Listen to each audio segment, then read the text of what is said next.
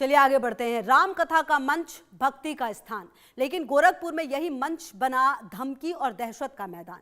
जिस व्यवसाय पीठ से धर्म और धैर्य का संदेश दिया जाता है, वहीं गोली मारने की धमकी ने पूरे आयोजन की नींव हिला दी। सवाल बड़ा है कि आप संत भी सुरक्षित नहीं है या सच कुछ और है। एक रिपोर्ट देखिए।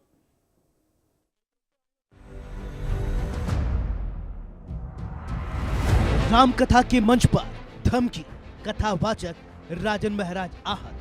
गोरखपुर में नहीं बिता रहे रात, आयोजकों की चुप्पी पर सवाल। गोरखपुर के चंपा देवी पार्क में चल रही 9 दिवसीय श्री राम कथा उस वक्त विवादों में घिर गई जब कथावाचक राजन जी महाराज की टीम को गोली मारने की धमकी दी गई। मंच पर चढ़ने को लेकर हुए बवाल के बाद माहौल इतना बिगड़ा कि महाराज और उनकी पूरी टीम मानसिक रूप से आहत हो गई। नतीजा ये कि राजन महाराज अब गोरखपुर में रात नहीं गुजार रहे हैं। 29 जनवरी का दिन था। मंच पर चढ़ने को लेकर विवाद हुआ, टीम को गोली मारने की धमकी दी गई। महाराज का मंच से तीखा जवाब सामने आया। धमकी का असर इतना गहरा रहा कि राजन महाराज ने बीच में ही कथा छोड़ने का मन बना लिया था।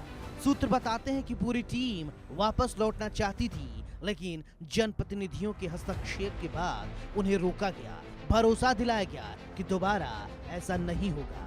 बावजूद इसके महाराज ने गोरखपुर में रात्रि विश्राम न करने का फैसला लिया और हर रात शहर से बाहर जा रहे हैं।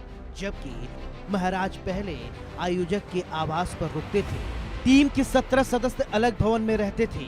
धमकी के बाद बदला महाराज का ठिकाना। रात के वक्त शहर के बाहर जाने की खबर। राजन महाराज ने इस घटना को अपने लिए निजी आघात बताया। उन्होंने कहा कि 16 साल की कथा यात्रा में पहली बार ऐसा हुआ है, वो भी अपने घर गोरखपुर में। मंच से ललकारते हुए उन्होंने कहा कि किसकी माँ ने दूध पिलाया है कि गोली मार के दिखाओ।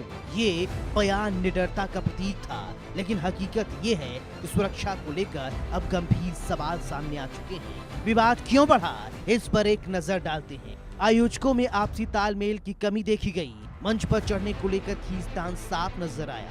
कथावाचक टीम से अभद्रता के आरोप लगने लगे। अब धमकी ने तनाव बढ़ा दिया। राम कथा का मंच आज सवालों के घेरे में है।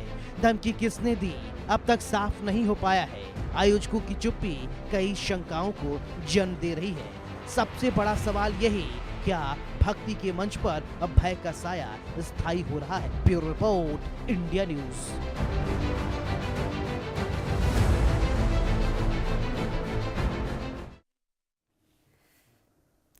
तो आपको बता दें कि अब इस पूरे घटनाक्रम ने कई सारे सवाल खड़े कर दिए हैं कि आखिरकार ऐसे मंच से अगर इस तरह की बात है तो उसके पीछे की वजह क्या है। क्या सचमुच जो धमकी की पूरी टाइमलाइन है वो अब आपको बता देते हैं कि आखिरकार कब क्या हुआ है, किस तरीके से ये तमाम बातें कही गई हैं। आपको बता दें 29 जनवरी का ये दिन था जब ये पूरी घटना सामने आई है। मंच पर चढ़ने को लेकर जो विवाद है वो सामने आया था शुरुआत में।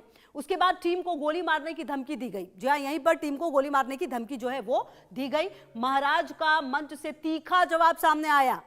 अब मंच पर जब चढ़ गए उसके बाद जो जवाब है वो सामने आया। तो 29 जनवरी के दिन ये पूरी घटना हुई जब ये जो महाराज हैं वो पहले आयोजकों के आवास पर रुकते थे।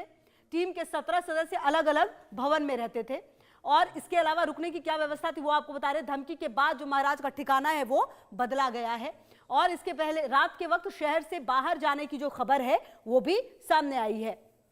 तो ये जो पूरी घटना है और उसके बाद सवाल इतने सारे उठ रहे हैं कि आखिरकार आप देखिए कि क्यों विवाद बढ़ा है। आयोजकों में आपसी तालमेल की जो कमी है वो निश्चित तौर पर यहाँ देखने को मिली है। जिन्होंने भी आयोजन करवाया था, मंच पर चढ़ने को लेकर खींचतान जो है वो साफ नजर आया था मंच पर चढ़ने के बाद, क्योंकि कथावाचक टीम से अभद्रता के आरोप भी जो वो हैं लगे हैं आरोप इस पूरे घटनाक्रम में। और अब इस धमकी ने तनाव जो है वो काफी बढ़ा दिया है। और आपको बता दें कि आयोजकों में आपसी तालमेल की जो कमी